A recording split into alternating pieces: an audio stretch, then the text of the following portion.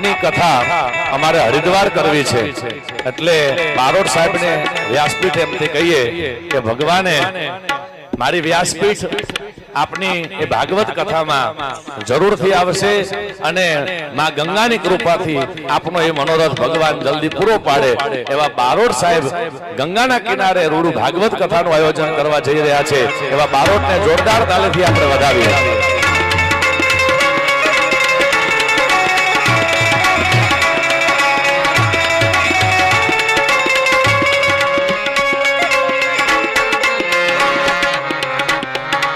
પાલિતાણાના દાદુભાના વંશજ એ અહીંયા આવ્યા છે, ખૂબ ખૂબ ધન્યવાદ।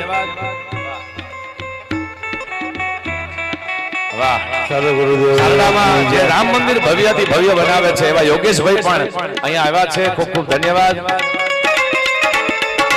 જય હો જય